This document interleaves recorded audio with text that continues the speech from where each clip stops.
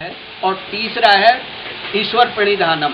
ईश्वर प्रणिधान का अर्थ है भक्ति विशेष, परमात्मा पर आस्था रखना।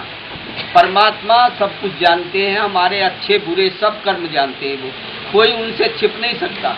ऐसी अवस्था में जो हमारे कर्म हैं उसके अनुसार वो फल देते, हमारी इच्छा के अनुसार नहीं देते, वो हमारे कर्मों के अनुसार देते। तो परमात्मा को मानना चाहिए, भक्ति करना चाहिए, उससे भी शांति मिलती है, संतुलन बनता है। और भक्ति करने से बहुत से रोग हैं, बहुत से व्याधियां हैं, बहुत से मन के विकार हैं, वो धुल जाते हैं, ये बात निश्चित है।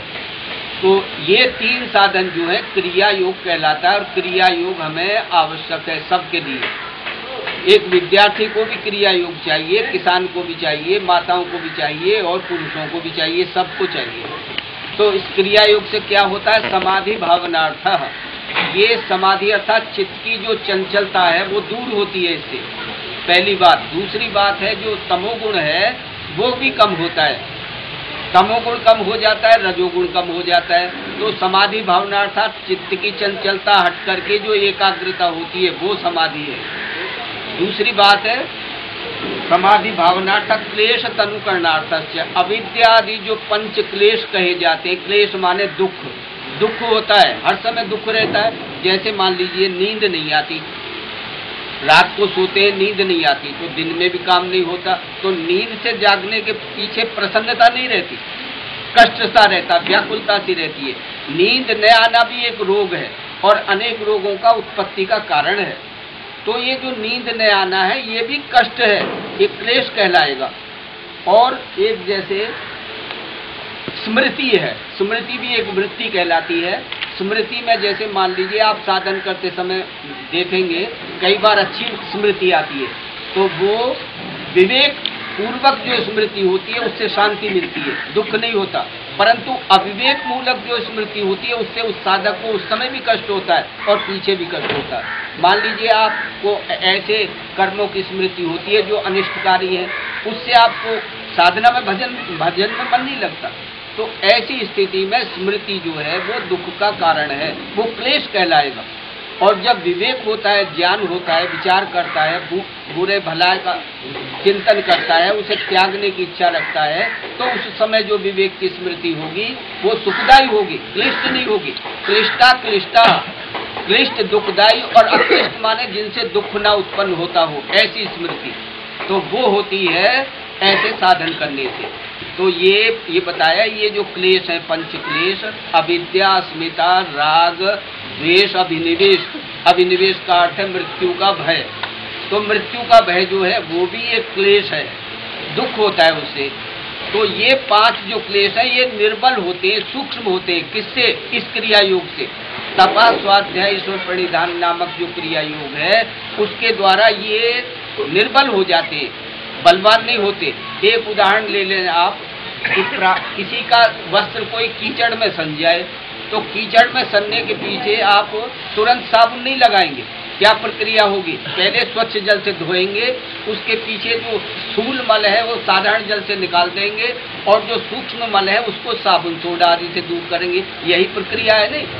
परंतु इसको हम अपने अंतःकरण में देखें, जो स्थूल मल है वो क्रिया योग के द्वारा धुल जाता है। ये तप स्वाध्याय ईश्वर प्रणिधान के द्वारा जो स्थूल मल है चित्त का वो इससे धुल जाता है, पर सूक्ष्म मल इससे नहीं धुलता। सूक्ष्म मल के लिए अष्टांग योग की धारणा, ध्यान आदि के जो अंतरंग साधन है, क्या? ध्यान, प्रसंख्यान पूर्वक जो ध्यान है। प्रसंख्यान का अर्थ है सत्व पुरुष अन्यथा ख्याति, विवेक ज्ञान।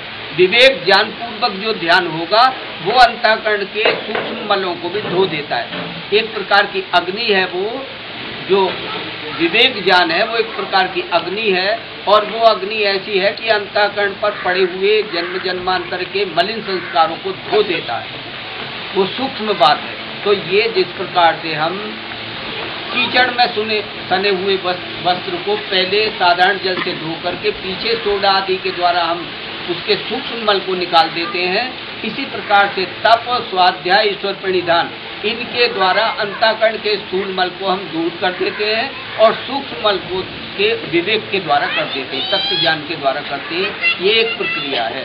तो ये प्रक्रिया भगवान पतंजलि जी ने बताई कि समाधि भावनार्थः क्लेश तनुकरणार्थश्च, समाधि अर्थात अंतःकरण की चंचलता को हटा करके एकाग्रता संपन्न करने के लिए, और जो अंतःकरण पर एक प्रकार से अज्ञान है, आवरण अविद्या आदि है, उसको निर्मल धोने के लिए ये हमें क्रिया योग करना चाहिए। क्रिया योग ऐसा साधन है, आप कोई भी कार्य करते हुए क्रिया योग को कर सकते हैं और लाभ भी उठा सकते हैं। आप 6 महीने देख लीजिए करके, 6 महीने में पर्याप्त लाभ होगा, निश्चित होगा, रोक नहीं सकता उसे।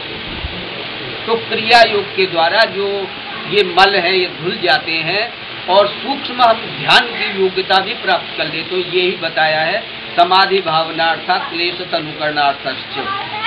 तो ये प्रक्रिया है, परंतु धीरे धीरे करने की, ये एक साथ नहीं होता, क्योंकि अंतःकरण ऐसी वस्तु नहीं है कि वो तुरंत दिखाई दे और तुरंत धुल जाए, तो कपड़े के समान ऐसा नहीं होता। वो धीरे धीरे होगा, क्रम पूर्वक।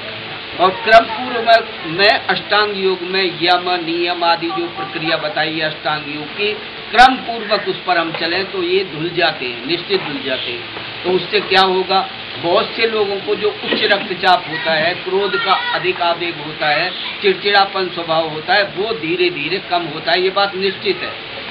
जिन लोगों को नींद नहीं आती, यदि वो ये धीरे धीरे करें, श्वास प्रश्वास पर ध्यान रखें और जप करें, श्वास प्रश्वास के साथ में जप करते हैं, तो धीरे धीरे देखेंगे कि नींद भी आती है, भोजन खाया हुआ पाचन भी होता है और शरीर भी ठीक रहता है। ये काम की बात है। तो ये आज के इस आपके आयोजन में संक्षेप में ये बात कही गई है कि यज्ञ एक ऐसा साधन है जो अंतःकरण को निर्मल बनाता है और साथ में वातावरण को भी शुद्ध करता है, कृषि का भी उत्पादन बढ़ा देता है, अंतःकरण भी निर्मल होता है इससे। तो ये सब ये हुआ पहले यज्ञ, दूसरा हुआ दान। अभी दान के संबंध में बात कही गई। हाँ, एक बात है, बहुत से लोग ऐसे हैं जिनको ज्ञान नहीं है, जिन्होंने विद्या नहीं पढ़ी, तो वो क्या है कि गांव से मांगते हैं अन्न और उसको बेच करके शराब पीते हैं, आप भी जानते होंगे। तो ऐसी जगह जो है अन्न का दान नहीं करना।